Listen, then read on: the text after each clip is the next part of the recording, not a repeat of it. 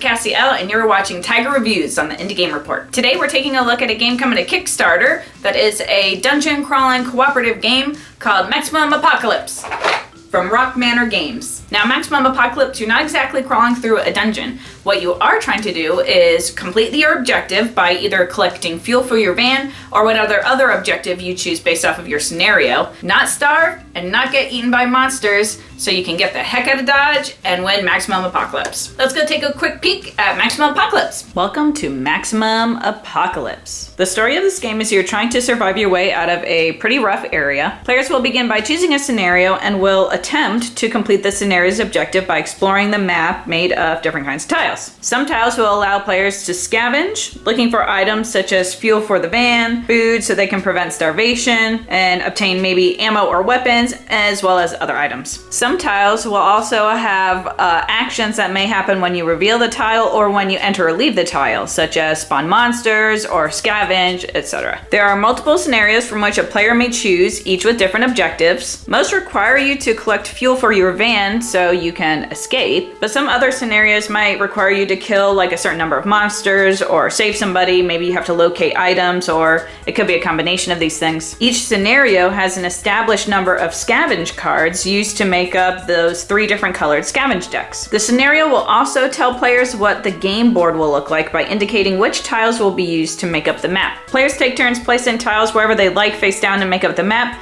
so the map may be different every game. Players also choose monsters relative to the scenario to make up the monster deck. For example, a scenario involving zombies would use zombie monsters. There is also a boss monster, which is a special monster taken at a specific time indicated in the scenario. In the beginning of the game, players will choose a character to play as and will receive a deck specific to the character chosen. Players may have special abilities or weapons, or a combination of these. Players are also each given a die to track their hunger. Reach level 6 hunger and you start starving. Each player will start with a monster already in front of them, and they will need to defeat these monsters by the end of their turn, or they're going to end up taking some damage. Players begin the game by rolling 2 dice to spawn monsters. The sum of the dice will determine which tiles receive monsters. For example, if you roll a 6, all tiles that have a monster icon with the number 6 in them will receive a monster cube, which will turn into a drawn monster when a player must interact with the cube. After spawning the monsters, the active player draws a card into her hand of already existing 4 cards to bring her hand up to 5 total. Now that the active player has her 5 cards, she can take 4 actions on her turn, and there are 5 different kinds of actions she can choose from. For one action, she can move 1 space, revealing the tile, and then react to the tile if she has to do so. A second action option is to draw a card from her character survivor deck. A third action option is to play a card from her hand. When playing cards, she could play either cards that are instants, which are one-time use and discard, or she could play gear cards. Gear cards take up space. Imagine you have a backpack that can only store so much stuff. You can't pack more than what it can hold.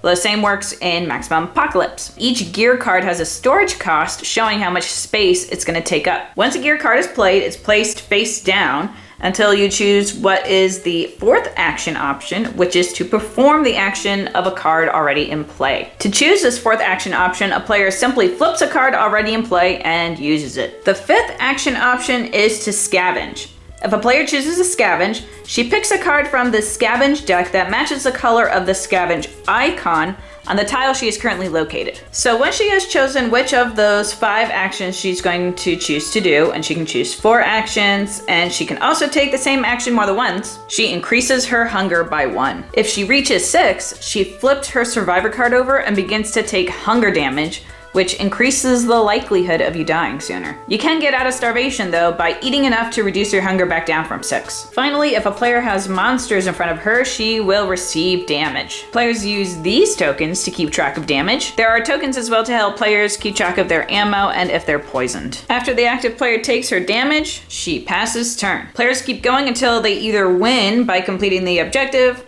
or all players die. And that's the gist of Maximum Apocalypse. So, I normally would not play a game the length of Maximum Apocalypse. It plays like 45 minutes to about an hour and a half, and normally I would not devote that much time to a single game. However, I really enjoyed Maximum Apocalypse. I liked the dungeon crawling feeling that you got in the game where you're revealing the tiles but you don't know what's behind it. There could be monsters that you have to face. That would be like a goblin if you were playing in a dungeon. You're looking for the loot, which is your fuel or your food, whatever it is you're trying to scavenge for. And it was really entertaining and a lot of fun. The cooperative aspect was a lot of fun too. Players are discussing their strategies, who has, more ammo, who needs to find food, how can we interact with each other to best find what we need to find and get out of here. And it was a lot of fun. Now, with regards to the game itself and not the gameplay, the quality of the game was really good. However, this is the review copy, so I can only imagine that it'll get better. Like, there was no insert in the box, things like that. Like I said, this is the review copy, so the final copy will most likely be different. And the rulebook had a little bit of ambiguity with it. Was like some of the cards, I wasn't sure how exactly they worked, and some of the special abilities, I just wanted a little more detail about them.